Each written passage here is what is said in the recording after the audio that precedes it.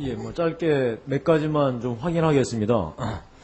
얼마 전에 그 중소기업 그 관계자들하고 은행, 다음에 그 우리 금융위, 금감원, 그 예보 관계자들하고 그 간담회를 가진 적이 있었는데요. 사실 은행 쪽의 하소연은 이랬습니다. 사실 그날 이제 은행들이 집중적인 질타를 받았고, 그 은행들이 현장에서 돈을 대출을 제때 해주지 못하는 그런 걸 관리 감독을 하지 못하는 금융위와 금감원을 뭐 집중적으로 질타했는데, 사실 실상은 알고 봤더니 은행들 입장에서도 그 해당 기업들에 대해서 대출을 해줬을 경우 그 급환불을 끌 수 있다. 그 기업들은 이걸 충분히 인정한다. 문제는 지금 전 세계적으로 금융위기가 실물 경제 위로 옮겨 붙었고, 이 급속하게 세계 경제가 가라앉고 있기 때문에 이게 언제 회복될지 모르는 마당에 그 중소기업, 특히 이제 내수뿐만 아니라 수출하는 기업들을 대상으로 봤을 때는 6개월, 1년으로 장담할 수가 없다. 그러니까 당장 돈을 넣었을 때 살아날 수도 있겠지만 그 1년 6개월 후에는 장담할 수가 없다. 그래서 사실 관리 감독이 강화된다 손 치더라도 당국에 은행으로서는 방법이 없다. 저는 그래서 이 은행을 상대로 해서 돈을 아무리 풀어도, 그다음에 관리 감독을 강화한들 참 백악이 무효이겠구나라는 좀 비참한 생각이 들었습니다. 따라서 이럴 때에는 이런 돈을 가장 효과적으로 풀 수 있는 방안들을 빨리 강구해야 되고, 결국은 그것은 정부가 나서서 할 수밖에 없겠구나.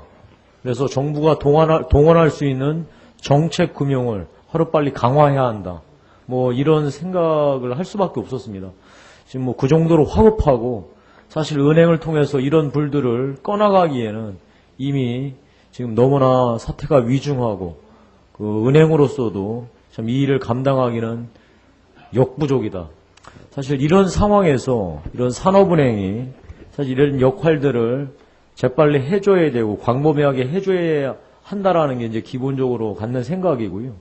사실 이런 이 산업은행 민영화, 다음에 정책금융공사에 이런 사실 법안들이 만약에 이런 이슈가 아예 나오지 않고 이런 위기 상황에서 산업은행이 적극적으로 몸으로 막았으면 뭐 어땠을까라는 생각이 들지만, 지금 이 문제가 불거져서 여러 가지 이제 문제들이 생기고 있는 마당에 저는 하여튼 이 문제를 어떻게든 빠른 시일 내에 정말 안 하든 하든 정말 이 종결을 질 수밖에 없다. 왜냐하면 이거는 산업은행 이 문제가 아니고 우리나라 전반에 이 기업들의 지금 생사 여부가 달려있는 상황이기 때문에 뭐 제가 이제 그런 생각을 할 수밖에 없다는 겁니다. 이에 대해서 우리 그 위원장님께서 이 지금 은행들이 오도가도 못하고 기업들도 오도가도 못하는 상황 속에서 이 산업은행 민영화 이슈가 정말 어떻게 연동되고 연계를 맺고 있는 것인지, 그거에 대해서 이 문제와 관련해서 한번 얘기를 한번 해주시죠.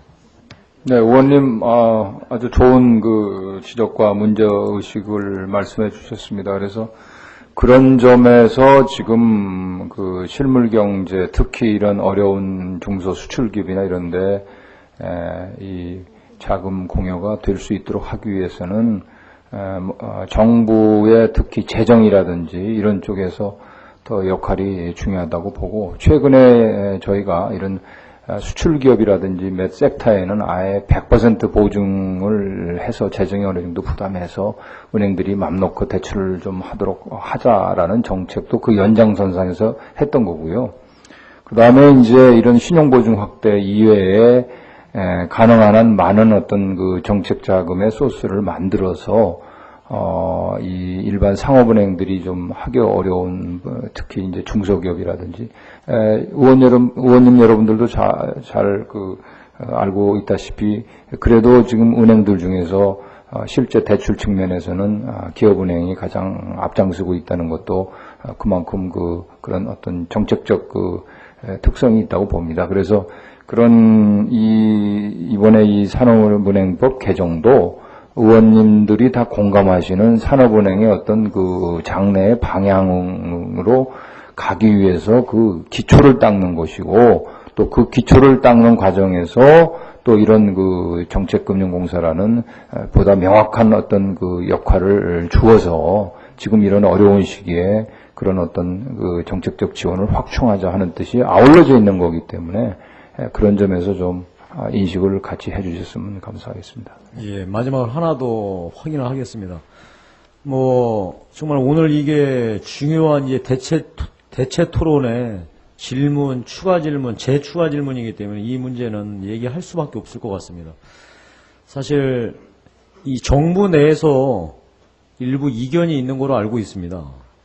이견의 핵심은 그거지요. 아까 몇 차례 여러 차례 질문이 나왔겠지만 이 산업은행이라는 이런 프리미엄이 소위 외국에서 돈을 차입했을 때 지금 이 민영화 이슈에 말려서 프리미엄을 까먹거나 오히려 그만큼보다 이제 깎여서 이 차입을 할 수밖에 없는 이런 것들이 우려되고 현실로 나타나고 있다. 그러니까 지금 이래서 이 문제를 빨리 덮어서 안 한다고 선언을 해야 한다.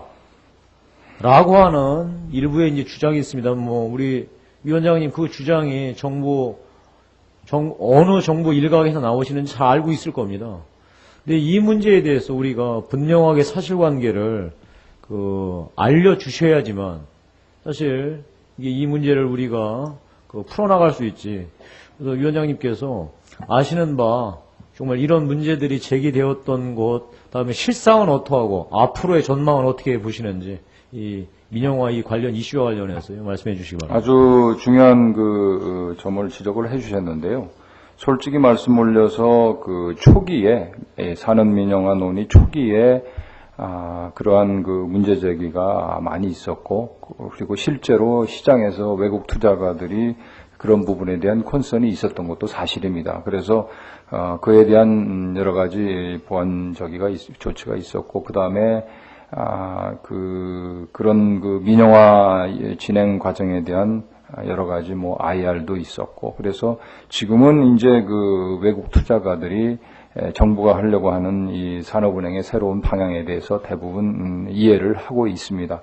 제일 문제가 되는 것은 불확실성입니다. 지금 우리가 모든 정책을 하는 데 있어서 지금 어려움이 불확실성인데 지금 산업은행이 그런 방향으로 가자고 하는 것에 대해서 다시 새로운 불확실성을 제기하는 것이 오히려 더 이런 펀딩 하는데도 더 어려움을 갖게 합니다. 그리고 제가 이 자리에 오기 전에 수출입은행에 있었을 때 금년에 처음으로 이 5년물을 나갔습니다만은 이어서 산업은행이 거의 그보다 조금 더 나은 조건으로 펀딩을 했기 때문에 이미 그런 점은 투자가들한테 1월 달입니다. 한 1월 10일인가 제가 했고요. 그 다음 주에 했습니다. 산업은행이 했기 때문에 그리고 이제 앞으로 첨가해서 말씀드리면은 이런 국책은행들이 이런 국제시장에서 이렇게 펀딩하는 것이 나름대로 굉장히 중요한 의미를 갖고 있습니다만은 앞으로는 이러한 국책은행뿐만이 아니고 일반 상업은행이라든지 또는 앞으로 이런 산업은행의 새로운 성격이 바뀌었을 때 그런 은행들이 좀 더 충분히 활발하게 펀딩을 할 수 있을 거라고 보고 또 아마 지금 그렇게 계획을 하는 걸로 알고 있습니다. 네, 수고하셨습니다. 다음은 유원일 위원님 질의해 주시기 바랍니다.